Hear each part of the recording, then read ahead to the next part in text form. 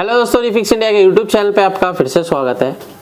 तो दोस्तों आज की वीडियो में हम बात करने वाले हैं एलजी सेट को किस तरीके से रिपेयर करते हैं। इसके अंदर जो पैनल है वो एलजी कंपनी का है जिसके अंदर नो पिक्चर की कंडीशन है।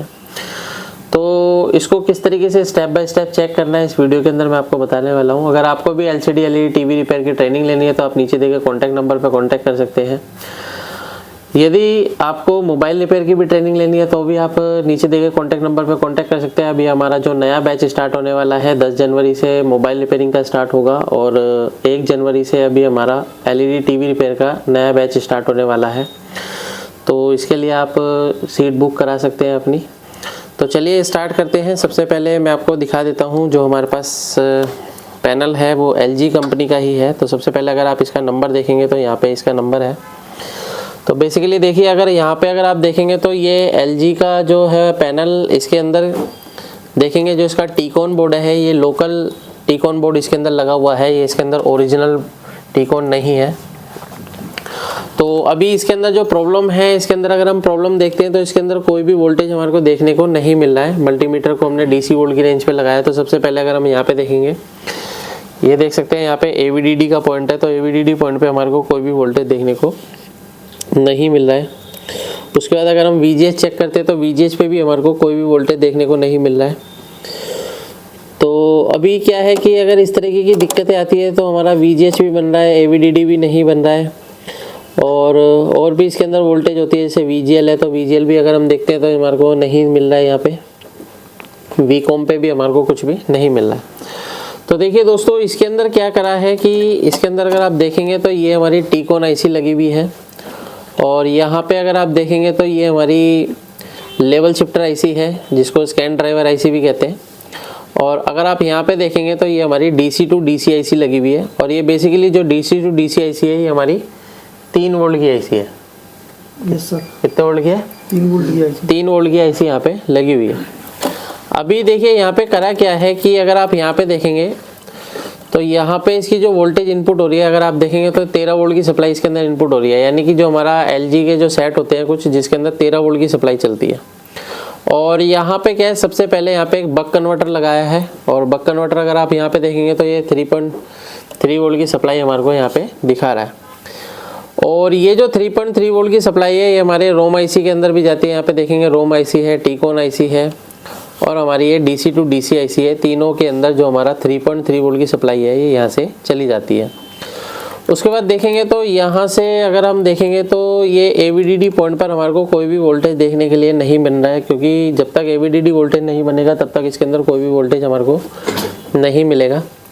इस कंडीशन में हमारे को करना क्या है, सबसे पहले एवीडीडी का अगर हम सर्किट चेक करते हैं तो अगर आप यहाँ पे देखेंगे तो ये जो पॉइंट है ये हमारा इस मॉसफेट के ड्रेन पे आ रहा है। तो मॉसफेट के अगर हम ड्रेन पे देखेंगे तो हमारे को यहाँ पे कोई भी वोल्टेज नहीं मिल रहा है। तो ये जो मॉसफेट है दोस्तों ये पी चैनल मॉसफेट इसके अंदर लगा होता है। अगर हम इसके सोर्स पे चेक करते हैं तो यहाँ पे हमारे को 13 वोल्ट की सप्लाई मिल रही है और अगर इसके हम गेट पे चेक करते हैं तो गेट पे भी हमारे को 13 वोल्ट के अराउंड ही वोल्टेज मिल रहा है। यहाँ पे आप ये देखेंगे तो 12.91 वोल्ट है, इसका मतलब ये 13 वोल्ट के आसपास ही है। तो यहाँ पे देखेंगे तो एक इसके अंदर ट्रांजिस्टर भी लगा हुआ है जो कि एनपीएन ट्रांजिस्टर होता है। एनपीएन ट्रांजिस्टर का एक पॉइंट होता है ग्राउंड होता है। यहाँ पे अगर आप देखेंगे तो ये बेस है। तो अगर हम यहाँ पे देख रहे हैं तो इसके बेस पे अगर एनपीएन ट्रांजिस्टर में देखेंगे तो इसके अंदर होता क्या है, नेगेटिव पॉजिटिव नेगेटिव होता है। तो अगर आप यहाँ पे देखेंगे तो इसका ये पॉजिटिव यहाँ पे यानी कि बेस पे हमारे को जो है पॉजिटिव सप्लाई हमारे को मिलनी चाहिए, तभी हमारा ये पूरा सर्किट काम करना स्टार्ट करेगा। अगर आप यहाँ पे देखेंगे तो यहाँ पे जो है इसका एक डिवाइडर सर्किट बना हुआ है और यहाँ पे भी डिवाइडर सर्किट बना हुआ है। उसके बाद हमारा ये सर्किट काम करना स्टार्ट करता है। तो फिलहाल अगर आप यहाँ पे देखते हैं तो यहाँ पे जो 3 वोल्ट की जो सप्लाई है ये 3 वोल्ट की सप्लाई हमारे को इस डिवाइडर के थ्रू इसके बेस पे आना चाहिए। यानी कि बेस पे हमारे को कोई भी वोल्टेज नहीं मिल रहा है। अब जब तक ये वोल्टेज हमारे को नहीं मिलेगा तब तक हमारा आगे का सर्किट इसके अंदर काम करना स्टार्ट नहीं करेगा। तो इसको क्या करना होगा, हमारे को स्टेप बाय स्टेप चेक करके हम इसको ठीक करना होगा। तो सबसे पहले अगर हम देखते हैं तो हमारे को इस पॉइंट पे देख सकते हैं यहाँ पे कोई भी वोल्टेज हमारे को नहीं मिल रहा है। यहाँ पे हमारे को जो वोल्टेज मिलना चाहिए यहाँ पे 3.3 वोल्ट की सप्लाई मिलनी चाहिए, क्योंकि ये जो 3.3 वोल्ट की सप्लाई है ये हमारे डिवाइडर के थ्रू इसके बेस को पॉजिटिव देने का काम कर रहा है। और जब ये बेस को पॉजिटिव मिलेगा तभी हमारा ये सर्किट कंप्लीट होगा, यानी कि ये वाला जो डिवाइडर देख रहे हैं, ये वाला डिवाइडर जब ही कंप्लीट होगा और हमारा जो ये गेट है ये लो होगा तभी ये वोल्टेज आगे पास होगी। तो इसको रिपेयर करने के बहुत सारे तरीके हैं। इसको अगर मैं डायरेक्ट शॉर्ट कर दूंगा तब भी हमारा ये काम करेगा, अगर हम इसको डायरेक्ट 12 वोल्ट की सप्लाई दे दें तब भी हमारा ये काम करेगा। लेकिन इसको अगर हम ओरिजिनल रिपेयर करने की कोशिश करते हैं तो देखिए दोस्तों, इसके अंदर क्या होता है, कई बार हमारे ट्रैक इंटरनली ब्रेक हो जाते हैं। तो इंटरनल ट्रैक को रिपेयर करना थोड़ा सा पॉसिबल नहीं हो पाता, क्योंकि ये जो लेयर के अंदर ही वो ट्रैक होते हैं जो कि ब्रेक हो जाते हैं। तो इसको रिपेयर करना है, तो रिपेयर करने के लिए सबसे पहले हमारे को यहाँ से 3.3 वोल्ट की सप्लाई हमारे को यहाँ से लेनी पड़ेगी। और ये 3.3 वोल्ट की सप्लाई हमारे को इसके डिवाइडर को देंगे। उसके बाद हम चेक करते हैं कि आगे की कंडीशन हमारी क्या बनने वाली है।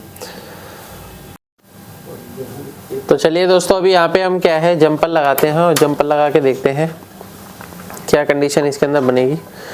क्योंकि इसके अंदर क्या है, अभी 3.3 वोल्ट की जो सप्लाई है वो भी मिसिंग है। तो ये सप्लाई हमारे को दे के ट्राई करते हैं।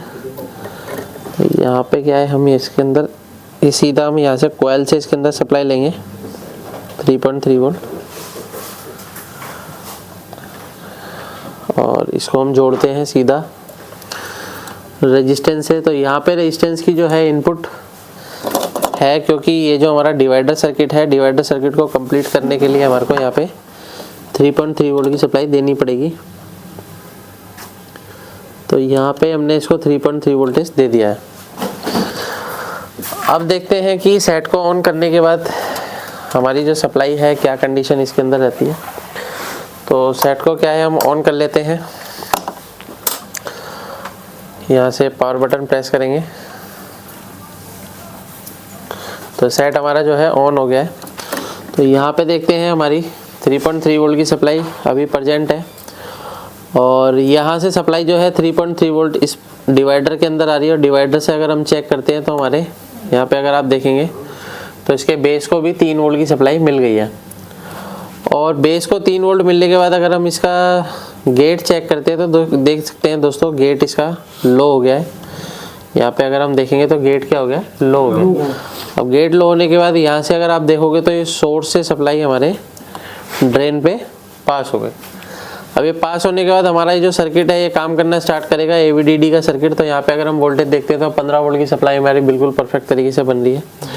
और 15 वोल्ट मिलने के बाद हमारा ये देख सकते हैं VGH वोल्टेज 27 वोल्ट मिल रहा है। VGL वोल्टेज हमारे को -5 वोल्ट की सप्लाई मिल रही है। तो वोल्टेज क्या है, ऑलमोस्ट सारी ओके हैं। वोल्टेज ओके होने के बाद अगर हम यहाँ पे देखते हैं क्या कंडीशन पैनल की बनने वाली है, तो पैनल की अगर हम वोल्टेज देखते हैं, पैनल की पिक्चर यहाँ पे आप ये देख सकते हैं। पिक्चर हमारी बिल्कुल परफेक्ट तरीके से जो है बन गई है। अभी हमारा पैनल बिल्कुल ओके हो चुका है। इस तरीके से हम किसी भी पैनल को आसान तरीके से रिपेयर कर सकते हैं। वीडियो आपको पसंद आए तो वीडियो को लाइक करें, शेयर करें, कमेंट करें। Thank you friends.